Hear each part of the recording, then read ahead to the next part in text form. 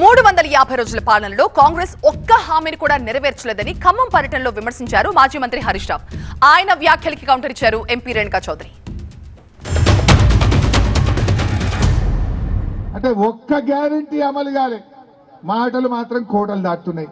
మరి ఏడాది నిండింది, ఆత్మవిమర్శ చేసుకో, ప్రజల క్షమాపణ చెప్పు, తప్పైంది, మిమ్మల్ని మోసం చేసినాము, 100 రోజుల్లో 6 గ్యారెంటీలు ఇస్తామని చెప్పి 350 రోజులు నిండినా గ్యారెంటీలు అమలు చేయలేదని, తప్పైందని తెలంగాణ ప్రజలను క్షమాపణ కోరమని చెప్పి నేను డిమాండ్ చేస్తా ఉన్నా.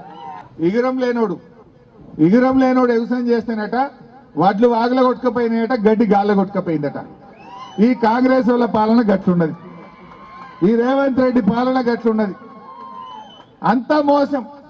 అందుకే నేను మొన్న ఎక్కడో అన్నా, నీ పేరు యనుమల రేవంత్ రెడ్డి కాదయ్యా, నిన్ను ఇప్పటి నుంచి ఎగవేతల రేవంత్ రెడ్డి అని పిలుస్తామో అని చెప్పిన. ఇప్పుడు మాట మీద నిలబడితే మాట మీద నిలబడ్డాడు, మోసం చేస్తే ఏమనాలి, ఎగవేడితే ఎగవేతల రేవంత్ రెడ్డి అంటే తప్ప.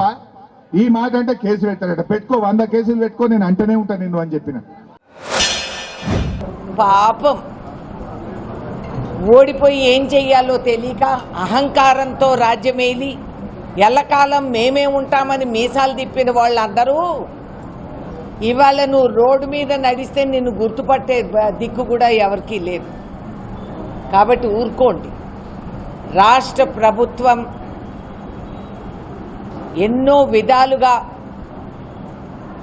ముఖ్యమంత్రి రేవంత్ రెడ్డి గారు పని కట్టుకొని నిద్రాహారాలు మానేసి ఆయన పని చేస్తున్నారు.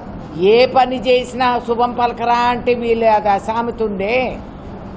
ఆ విధంగా వీళ్ళు ఆయన మీద వ్యక్తిగతంగా దూషించి ఆయన మీద విరుచుకుపట్టడం చాలా శోచనీయం.